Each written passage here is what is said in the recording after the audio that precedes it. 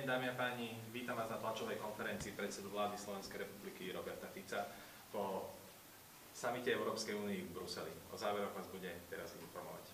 Nech sa páči. Ďakujem pekne. Dobré ráno želám všetkým z Bruselu.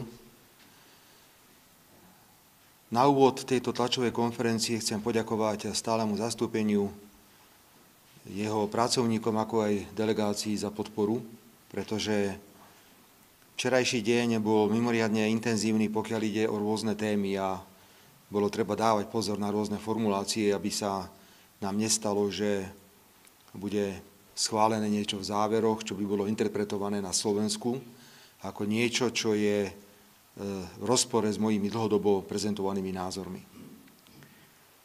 Dovolte mi, aby som sa sústredil na 3 témy, ktoré dominovali na včerajšom samite, a to bola téma Ukrajiny za účasti ukrajinského prezidenta pána Zelenského. Potom to bola téma Blízkeho východu a najmä téma, ktoré som venoval najviac pozornosti, téma migrácie, predovšetkým nelegálnej migrácie. Hoci čím ďalej, tým viacej hovoríme aj o legálnej migrácii, ktorá je spojená s tým, že nielen Slovensko, ale všetky členské štáty Európskej únie čelia problému nedostatku kvalifikovanej pracovnej sily a veľkým výzvam. Ukrajina. Včera mal možnosť ukrajinský prezident pán Zelenský predstaviť svoj, nazvime to, plán víťazstva, Victory Plan. Kto sleduje vývoj, tak si musí uvedomiť, že kým ešte prednedávnom to boli mierové plány, tak zrazu sú to plány víťazstva, ktoré kladú obrovský dôraz na vojenskú stránku riešenia tohto konfliktu. V rámci diskusie som samozrejme vystúpil k tejto téme a keďže súčasťou tohto plánu víťazstva je aj členstvo Ukrajiny v NATO, plus sú tam návrhy typu, že by mala ukrajinská armáda obdržať rakety stredného dlhodoletu, ktoré by boli použité na ciele na území Ruskej federácie, a boli tam ďalšie body, ktoré vyvolávajú samozrejme otvorenú diskusiu. Tak som pred všetkými lídrami Európskej únie za prítomnosti prezidenta Zelenského povedal, že naďalej platí filozofia vlády, ktorú vediem, že sa chceme predovšetkým orientovať na zmysluplnú, racionálnu spoluprácu s Ukrajinou, ktorej výsledkom nemá byť zabíjanie, ale má byť pomoc ľuďom, ktorí sú v núdzi. Všetci sú z tejto témy už unavení. A videl som to aj včera na predstaviteľoch Európskej rady, pretože konflikt trvá už viac ako 2 roky, budú to 3 roky o chvíľu a nevidíme žiadne riešenia. Ja teraz sa nechcem vracať do minulosti, ale poznáte moje opakované vyhlásenia, že sa tu stretneme rok po roku a budeme tam, kde sme boli, len bude viac mŕtvych. A možno územné zisky Ruskej federácie budú väčšie, väčšie a väčšie. Naďalej však prevláda názor, že vojenské riešenie je jediné riešenie a že cez vojenskú silu treba zabezpečiť lepšiu vyjednávaciu pozíciu Ukrajiny pri prípadných negociáciách. Ja si to nemyslím, ale ak majú na to názor veľké krajiny iný, ja tento iný názor rešpektujem. Informoval som včera všetkých prítomných, že organizujeme a budeme organizovať spoločné rokovania vlád, ktoré sa ukazujú ako veľmi efektívne a že nám mimoriadne záleží pre všetkým na energetickom prepojení Slovenska a Ukrajiny. Pracujeme na interkonektore medzi Veľkými Kapušanmi a Mukačevom. Aj v tomto okamihu pani podpredsedníčka vlády a ministerka hospodárstva pani Denisa Saková rokuje tu v Bruseli o tomto veľkom projekte. Myslím si, že ďalšia vláda spoločná by mohla byť v januári alebo vo februári budúci rok. Tento predbežný termín bol s pánom Denisom Šmihalom dohodnutý a táto vláda bude tentokrát na území Slovenska a opätovne sa výlučne sústredíme na humanitárne programy a programy spolupráce, ktorá bude vzájomne výhodná pre všetkých. Keďže súčasťou tohto plánu víťazstva, ktorý predložil pán Zelenský, je aj členstvo Ukrajiny v NATO, aby neboli žiadne pochybnosti. Priamo na tomto rokovaní som vystúpil a povedal som, že rešpektujem pochopiteľne vôľu Ukrajiny, musím rešpektovať stať sa členským štátom NATO. Ale súčasne som povedal, že to nepovažujem za dobrý nápad a že patrím do tej časti slovenskej politickej reprezentácie, ktorá, ak bude mať možnosť, tak nebude súhlasiť na vnútroštátnej úrovni s členstvom Ukrajiny v NATO. Som rád, že na to bola konštruktívna krátka diskusia, vystúpil k tejto téme aj prezident Zelenský, ktorý ďalej obhajoval svoju pozíciu, ktorú prezentoval v svojom pláne. Plán je natoľko kontroverzný, že Európska rada nemala možnosť k nemu zaujať žiadny postoj. Je veľmi správne, že nezaujala, pretože si neviem celkom predstaviť, že by Európska rada povedala, že vítame dodávky raket stredného a dlhého doletu na Ukrajinu, aby mohli byť použité voči cieľom na území Ruskej federácie. To by viedlo k neuveriteľnej eskalácii napätia ako takej. Čiže business as usual, ide sa ďalej. Ukrajina bude naďalej zásobovaná, podporovaná, pokiaľ ide o vojenskú pomoc zo strany mnohých členských štátov Európskej únie. Pre nás, a to som si dal veľkú pozor pri schvaľovaní záverov, je podstatné, že tam je vždy jedno ustanovenie v tých záveroch, ktoré hovorí, že vojenská spolupráca, vojenská pomoc vždy vychádza z vnútroštátnych pomerov tej krajiny a tá krajina sa môže rozhodnúť, či áno alebo nie. My hovoríme nie, pokiaľ ide o pomoc zo zásob slovenskej armády. Závery preto sú také ako obyčajne, pokiaľ ide o Ukrajinu. Mrzí ma, že kým v prípade Blízkeho východu sa veľa hovorí o zastavení palby, o okamžitom zastavení palby, tak v prípade konfliktu na Ukrajine ani raz takýto návrh nepadol, že skúsme dať do záverov niečo také, že poďme zastaviť palbu, pretože je evidentný záujem, aby vojenské operácie pokračovali s nejakou predstavou, že by to mohlo pomôcť Ukrajine pri vyjednávaniach, s čím ja nesúhlasím, mám na to, ako som už povedal, iný názor. Ale aby neboli žiadne pochybnosti. Včera som to opätovne povedal na rokovaní Európskej rady, pokiaľ ide o môj postoj a postoj mojej politickej reprezentácie k členstvu Ukrajiny v NATO. Blízky východ, vážené dámy a páni, ste svedkami hodinových udalostí. Včera bola nejaká správa naznačená, dnes už je ráno potvrdená, že ďalší z lídrov Hamasu bol pri vojenskej akcii zabitý. Sú veľmi optimistické vyjadrenia, že toto môže viesť k zastaveniu palby, k negociáciám, možno k prepusteniu rukojemníkov. Ja nie som expert na Blízky východ, ale neverím, že zabíjanie je také, ktoré by mohlo viesť automaticky k týmto výsledkom.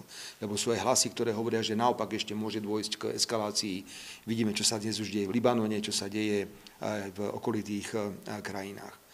Dobre ale je to, že včera Európska rada po dlhom čase zaujala nejaký postoj k téme. Povedali sme zastavenie palby, zastavenie utrpenia. To, čo sa deje v Gaze, je neakceptovateľné z pohľadu humanitárnej krízy. Boli apely na jednu stranu, na druhú stranu. Takže prvýkrát taký ucelenejší pohľad Európska rada na tento problém prejavila. Naďalej však platí, ak si pamätáte moje vyjadrenia z predchádzajúcich rokovaní, že vidno diametrálne odlišné názory členských štátov Európskej únie, pokiaľ ide o vzťah k Palestíne a vzťah k Izraelu. A toto Európsku radu bohužiaľ obmedzuje pri prijatí nejakých vážnejších, zásadnejších záverov. Migrácia tam ma zaujímala pochopiteľne najviac, pretože blíži sa zima a informácie naznačujú, že tlak migrantov by mohol byť pomerne veľký. My sme mali včera pred otvorením samitu neformálne stretnutie, kde sa zúčastnilo možno 10 krajín. A je novum, dámy a páni, že na týchto stretnutiach sú dnes krajiny, ktoré pred 8-9 rokmi hovorili, že nemožné to, čo navrhuje Slovensko alebo Maďarsko. A dnes zrazu sa bavíme o výnimočných opatreniach. Pretože konečne začína platiť filozofia, ak si neochránime vonkajšie hranice Európskej únie, tak už je neskoro. Lebo z tých 100% nelegálnych migrantov, ktorí prídu na územie Európskej únie, možno 20% vieme niekam vrátiť, ale 80% zostáva na území Európskej únie. Preto sa objavujú názory, že poďme sa k tomu postaviť inovatívne, majme nové návrhy, nové názory. Ja vítam to, čo robí talianska premiérka v Albánsku. Je to vytvorenie akýchsi zariadení, kde sa zachytávajú alebo potom aj dovezú nelegálni migranti. Tam potom prebieha ten proces. Za to albánska strana dostáva finančnú podporu zo strany talianskej vlády. Áno, toto je tiež jeden z možných postupov a ja oceňujem, že talianska premiérka sa do takéhoto niečoho vážneho pustila. Rovnako sme boli svedkami veľmi tvrdej snahy poľského premiéra, aby dostal určitú výnimku z pravidiel. A nepôjdem teraz do detailov, viete, že požiadalo pozastavenie azylových procesov, vydávania rozhodnutí, ale to nie je také jednoduché pri pohľade na legislatívu Európskej únie. Preto veľmi správne si myslím, sme včera rozhodli, že výnimočná situácia vyžaduje výnimočné riešenia. Tým, ako keby sme dali Poľsku zelenú, že môže urobiť na svojich hraniciach s Bieloruskom určité opatrenia, ktoré budú brániť možno aj zneužívaniu migrácie na politické cieľe, lebo zdá sa, že sú tam nejaké politické motívy, ktorých cieľom je dostať čo najväčší počet migrantov cez hranice do Poľska, destabilizovať situáciu. Dnes zo všetkého sa stáva zbraň. Od plynu, ropy, migrantov, všetko, čo sa dá použiť, na každú stranu sa používa. Dámy a páni, veľmi správne nadväzuje na včerajšie rokovanie malý summit, ktorý som zvolal do Komárna 22. októbra, tento termín je už dlhodobo známy, a na ktorom sa zúčastní srbský prezident pán Aleksandar Vučić, maďarský premiér Viktor Orbán a budem tam ako hostiteľom aj ja. Chceme sa venovať západobalkánskej trase. Západobalkánska trasa je plus minus kľudná v tomto okamihu. Ak sa pozrieme na počty, tak je to možno 75% pokles prechodov, ak to porovnáme s minulosťou. Veľmi dobré je, že Srbi pochopili, veľmi správne to robia, veľmi tvrdé opatrenia na ochrane hraníc. Rovnako je dobrá spolupráca s maďarskou stranou a ja som vo vystúpení povedal, že veľmi dôležité sú preventívne a represívne opatrenia. Sa možno médiá smiali, keď sme robili taký nácvik všetkých zložiek, ktoré vieme použiť na zelené hranici medzi Slovenskom a Maďarskom, ale nebojte sa, migranti túto informáciu dostali. Rovnako vedia migranti, že keď prejdú cez našu hranicu, tak ich budeme považovať za ľudí, ktorí porušujú zákon a musia byť zadržaní. Čiže oni nemajú nejaký veľký záujem sa tlačiť cez Slovensko, hoci Slovensko nie je cieľová krajina. Slovensko je len tranzitná krajina aj do budúcnosti. Na našom území máme asi 160 000 Ukrajincov, ktorí požívajú určitú mieru ochrany, ale nelegálna migrácia nás naozaj ohrozuje. To nie je iba, že sem niekto príde. My nevieme, kto to je. Tí ľudia často nemajú doklady. Tvária sa, že nemajú pas. Tvária sa, že ani jazyk neovládajú.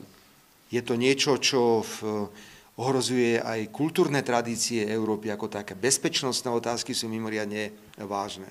Z tohto dôvodu budem veľmi rád, ak Srbsko, Maďarsko a Slovensko budem môcť poslať jasnú správu aj do vnútra Európskej únie, že nám veľmi záleží na tom, aby západobalkánska trasa nebola používaná, aby jednoducho sme vytlačili migrantov nelegálnych z tohto prostredia. Obrátil som sa ešte na Andreja Plenkoviča, chorvátskeho premiéra, pretože cítime trošku odklon tých migrantov smerom na Chorvátsko cez zelenú hranicu.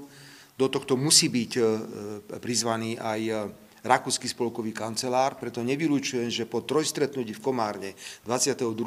sa musíme stretnúť v širšom formáte a ponúkať Európskej únii nové riešenia, pretože je evidentné, že Európska únia už chce ísť na to inak ako doteraz. Čiže žiadne povinné kvóty na rozdeľovanie, žiadne veci, ktoré nás mimoriadne vyrušovali, hoci viete, že Slovenská republika nepodporila pakt ohľadne azylu. Nepodporila. My sme hlasovali v jednej časti proti a v tých ďalších 9 dokumentoch sme sa tušne držali hlasovania, pretože tá povinná solidarita nám nevyhovuje, nie je správna, ale my nevieme vytvoriť blokujúcu menšinu, takže pakt nakoniec platí. Ale my budeme využívať atmosféru, ktorá vznikla včera, na ktorej dobre zapracoval Donald Tusk, že ak bude mimoriadna situácia, pokiaľ ide o migráciu, tak krajiny budú mať právo používať aj mimoriadne prostriedky. A ja chcem garantovať ako predseda vlády, ktorá má povinnosť chrániť šengenskú hranicu na Ukrajine, to je okolo 100 kilometrov hraníc, A rovnako chcem garantovať aj našim susedom, ako sú napríklad Maďari alebo ďalší, že sme pripravení robiť všetky potrebné opatrenia. Dámy a páni, uvedomme si, a tým končím, že Schengen, to ako sme pírili tie závory, ak si pamätáte, je pravdepodobne jeden z najvýznamnejších výdobytkov Európskej únie.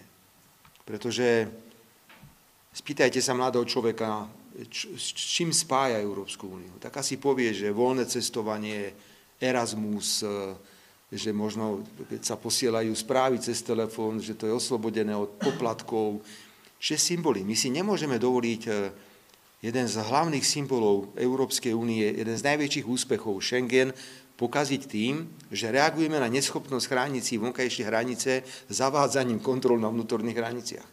Dnes to vidíme v Nemecku. Našťastie, hoci rakúska strana zaviedla, pokiaľ ide o Slovensko, kontroly dočasné, nevyrušujú ľudí, hoci v iných častiach Európy to môže byť vážny problém. Preto nepodkopávajme autoritu Európskej únie tým, že dáme prednosť možno efektívnym vnútroštátnym opatreniam, pretože tie krajiny začínajú hovoriť veľmi suverénne. My povieme, kto k nám môže prísť na naše územie a kto tu zostane. A nebude to nejaká Európska únia alebo niekto podobný. Chráňme si Schengen ako jeden z najvýznamnejších výdobytkov Európskej únie a z tohto titulu som pripravený stať v prvej línii, pokiaľ ide o nelegálnu migráciu. A ja mám v tomto podporu aj ministra vnútra, aj ministra obrany, aj ďalších. Bývalý minister vnútra Robert Kaliňák má obrovské skúsenosti z tohto pôsobenia. Verím, že keď bude treba, budeme vedieť spojiť sily aj ministerstva vnútra, aj ministerstva obrany. Pokiaľ ide o iné témy, v krátkosti sme sa dotkli konkurencieschopnosti, ale toto bude predmetom summitu v Bruseli. Tento summit sa koná, myslím, 7-8. My sa vraciame práve z oficiálnej návštevy Číny. Znovu chcem zdôrazniť, že v Číne určite sa budem veľmi zaujímať o akékoľvek príspevky Číny k mierovým plánom na Ukrajine. My sa musíme vrátiť nie k vojenským plánom, ale k mierovým plánom, pretože mier je základom všetkého. A myslím si, že v tomto už nikto nemôže o mne pochybovať, že by som hral nejaké hry. Vždy od prvého dňa som povedal, vzájomné zabíjanie Slovanov je nezmysel. A nehovoriac o tom ešte, akú má veľkú podporu. Ostatné témy, boli tam nejaké regióny ako Maroko a riešili sme problém vo Venezuele a Haiti. A to sú také drobnosti z pohľadu toho, čo momentálne prežívame, hoci to tieto krajiny ako drobnosti nevidia, pretože dnes Haiti je v rukách obchodníkov s drogami, tá krajina v podstate prestala existovať. Máme nejaké problémy vo Venezuele, ale zase nechcem prejsť celým svetom, lebo Európska únia zase nie je až taká silná, aby mohla riešiť celý svet. Toľko, pokiaľ ide o summit, ktorý skončil včera vo večerných hodinách. Nech sa páči. Ďakujem veľmi pekne, nech sa páči. Včera pán Zelenský povedal, má informáciu tajných služieb o sebe vojenských dôstojníkoch a potenciálne 10 až 12 tisíc vojakov, ktorí by mohli prekročiť hranice až na Donbas a bojovať postaví ruských síl. Ako vníma Slovensko, naša hlavná veliteľa, toto riziko? Pán Zelenský povedal, že to je vlastne rozšírenie ako internacionalizácia konfliktu, priamy vstup ďalšej krajiny, potom posiela zbrania a povedia, by mohli aj bojovať. Ako to my vnímame toto? Hovoril to tiež včera počas svojho vystúpenia, že pravdepodobnosť z ich spravodajských informácií, ktoré majú, je taká, že by tu mohli byť aj iní vojaci, ktorí prídu na územie Ukrajiny. My takéto správy nemáme. Ja preto ich môžem komentovať až vtedy, keď sa preukážu ako pravdivé, pretože vojna, pán kolega, je príbeh, kde sa vždy živia všelijaké príbehy. Preto počkajme na realitu. Ak to bude realita, budeme na to reagovať. Zatiaľ na to nevidím dôvod. A prosím, aby tu nebol nikdy žiadny omyl. Viete, že opakovane som tvrdil, že v prípade použitia vojenskej sily išlo o porušenie medzinárodného práva. Ja tiež sa spýtam, bojujú na území Ukrajiny cudzí vojaci, alebo nebojujú? O tom sa môžeme tu na veľa rozprávať, keby ste chceli. Nie, ja hovorím o vojakoch na strane ukrajinskej armády.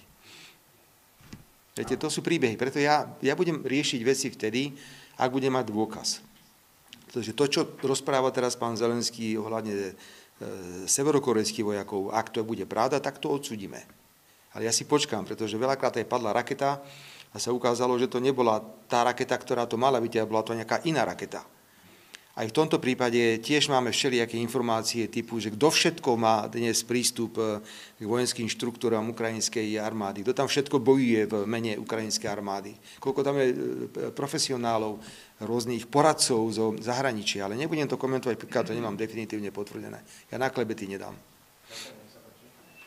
Dobrý deň, pán premiér, Andrej Matošák, denník Pravda. Prosím vás, ja by som sa vás chcel opýtať na to, čo hovoril pán Zelenský na vlastne tlačovke s pánom premiérom, generálnym tajomníkom Ruttem, že teda mal som nejaký kontakt, keď ste sa chvíľku rozprávali, že vám povedal viaceré veci, napríklad, že vám povedal aj to, že teda je dobré, že máme tie vzťahy na medzivládnej úrovni, že sa stretnutie s pánom premiérom Šmihalom, ako ste hovorili, bude aj ďalšie, ale že vlastne hovoril aj to, že vlastne musíme, a že je dobré, že na Slovensku sa nebojuje, ale že je potrebné Putina zastaviť na Ukrajine, alebo pôjde ďalej. Takže možno bola to, myslím si, že vaše prvé vlastne stretnutie od tej ruskej invázie takéhoto charakteru, takže možno vaša... Pán redaktor, aby nedošlo k nejakému omylu.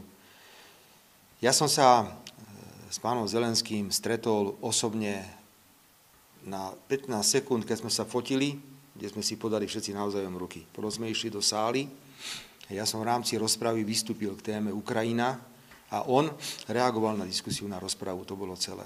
A ja sa znovu k tomu chcem vrátiť, že hoci nie všetci na Slovensku sú z toho nadšení, ja teraz hovorím o ľuďoch, lebo ja počúvam aj reakciu ľudí. Ľudia majú tiež už toho niekedy plné zuby, sú unavení z vojny, ale je fakt, že my Ukrajine reálne pomáhame. Reálne pomáhame. Ak by sme im neposielali na dennej báze elektrickú energiu, to sú špeciálne zásielky elektrickej energie pri výpadkoch, ktoré majú. Majú reverzný tok plynu a ďalšie veci, by zamrzli. Čiže ja sa môžem kedykoľvek pánovi Zelenskému takto pozerať do očí, pretože vieme, čo robíme, ako sa v rámci možností pomáhame. Ale prečo mám, pán redaktor, len preto, aby som mal kľud a pohodu na tomto svete povedať, že však prečo nie? Prečo by Ukrajina nemohla byť členským štátom NATO? No preto, lebo to je akurát tak dobré na 3. svetovú vojnu. To je môj názor na to. Myslím si, že kto sledujete pravdepodobnosť vojenských konfliktov, z ničoho nič už sme v Libanone. Z ničoho nič zrazu už počúvame, čo sa môže diať okolo Iránu, že či to všetko nie je nejaká príprava na niečo veľké.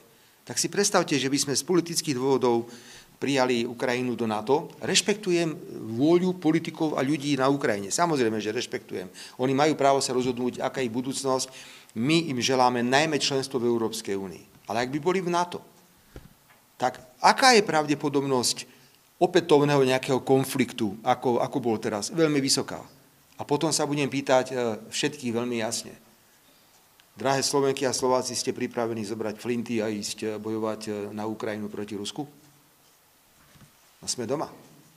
Nikto nechce 3. svetovú vojnu. A preto najlepšie riešenie pre všetkých bolo, keby zostala Ukrajina neutrálna, dostala bezpečnostné záruky.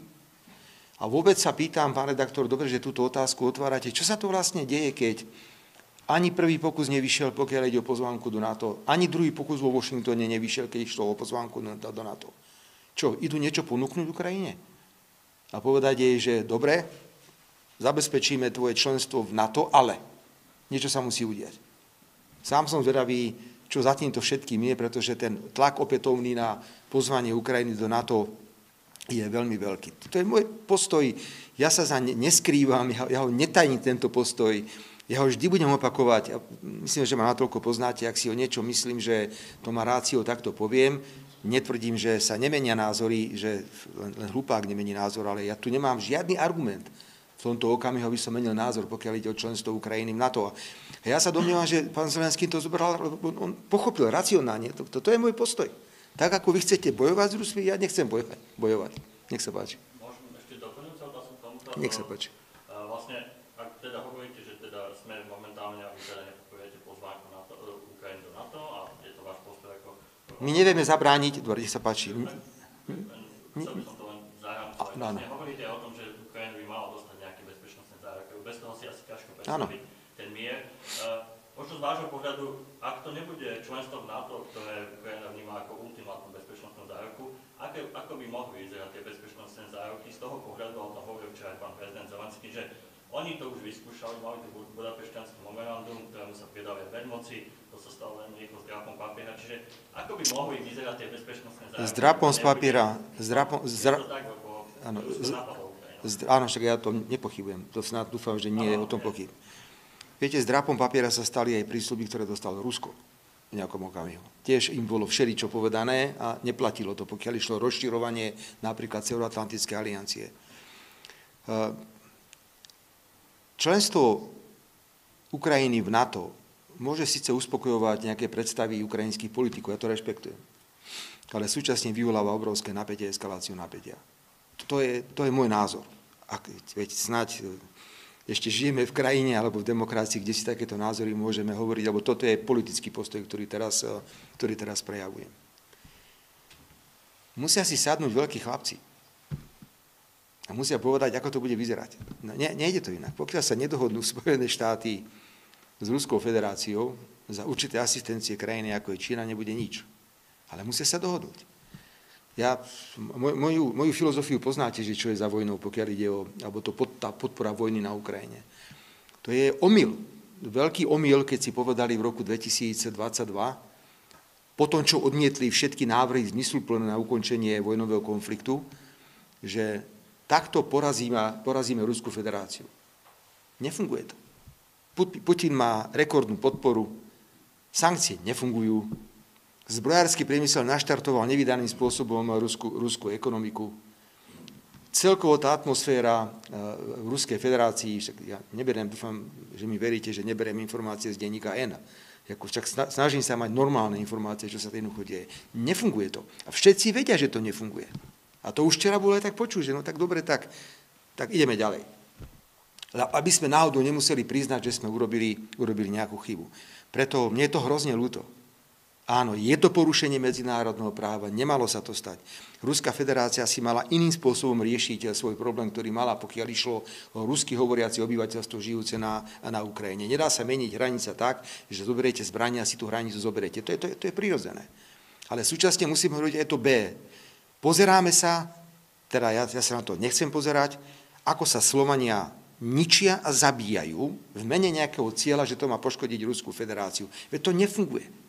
A stále iba konštatujeme, že a ďalšie rozbité, a ďalší zabití, a ďalšie rozbité, a ďalší zabití. A odpovede na to je, pokračujeme ďalej, business as usually. Takže nemám dôvod ustúpiť, pán redaktor, v mojom názore, pokiaľ nebudem mať samozrejme iné dôkazy k dispozícii. Využívam túto príležitosť, nechcel som to, ale otvorím to. Asi viete, že som ma včera požiadala o stretnutie predsednička Európskeho parlamentu. Mal som včera krátke bilaterálne stretnutie s predsedničkou Európskeho parlamentu a budem teraz veľmi pozorne merať, kým zastrihnem, dobre, aby som teda nepovedal niečo, čo by sa mohlo niekoho dotknúť.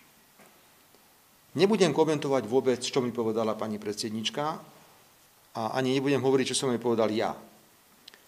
Celý problém je v tom, že 4. novembra je hearing.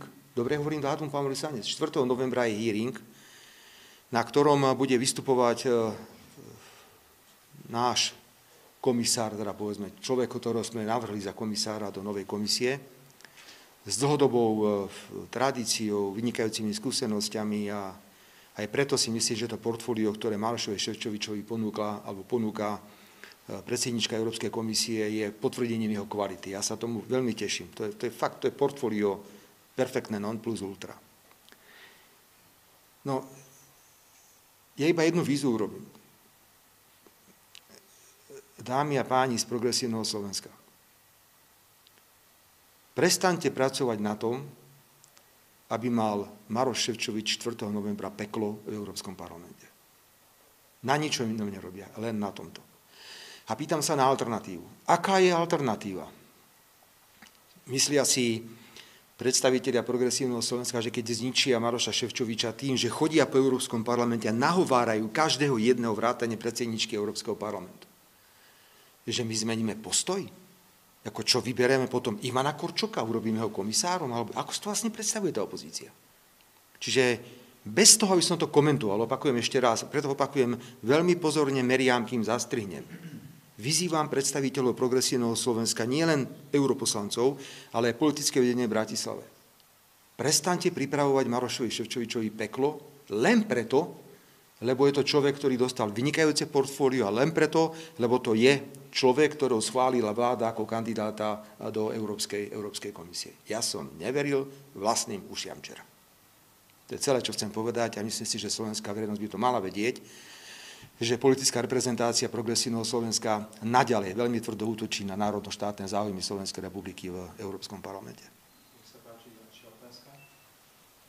Počúvala Slovenská televízia a by sa teda, už neboli otázky k summitu, prešlo by sa možno na domácu politiku. Dnes by mal prezident Peter Pellegrini sa rozhodnúť, či podpíše konsolidačný balík, a to na základe toho, či sa ministri zdravotníctva a financií dohodnú na pomoci zdravotníkom. Máte nejaké informácie o tom, či došlo k nejakej dohode a či prezident podpíše tento balík konsolidačný? Bolo by zlé, keby som nemal informácie. Pani redaktorka, zarámcujem to, ako ste povedali vy, dobrý výraz. Prezident Slovenskej republiky má právo veta. Má právo vrátiť zákon, ak si myslí, že v zákone sú veci, ktoré nie sú správne. Bola určitá časová hranica, ktorá bola do jeho zvolenia za prezidenta, kedy sa aktívne zúčastňoval rozhovorov ešte ako súčasť vládnej koalície. Čiže asi by bolo zvláštne, keby tam, kde vyjadril predtým súhlas, zrazu využil právo veta. Konsolidačný balík patrí do druhej kategórie, kedy už bol prezidentom, čiže má právo sa k tomuto zákonu postaviť a povedať, že vidím to inak, mám na to nejaký iný názor. Pokiaľ ide o akékoľvek dohody, pokiaľ ide o zdravotníkov, viete, že táto téma vždy na Slovensku rezonovala a bude rezonovať. Ja sa teraz obmedzím na konštatovanie, že vláda robí všetko preto, aby dostali zdravotníci relevantnú ponuku a rovnako, ja by som to nepodmienoval teraz, že keď nedostanú nejakú relevantnú ponuku, že by sme automaticky mali vetovať zákon Lex konsolidácia, pretože rokovanie opakované o takomto zákone by bolo mimoriadne náročné v Národnej rade Slovenskej republiky. Čiže moje informácie naznačujú, ktoré mám aj z včerajšieho dňa. Ja som včera ešte telefonoval aj s pánom predsedom politickej strany Hlas sociálna demokracia, že blížime sa k nejakému rozumnému záveru. Ďakujem veľmi pekne. Ďakujem vám. Vidíme sa v lietadle.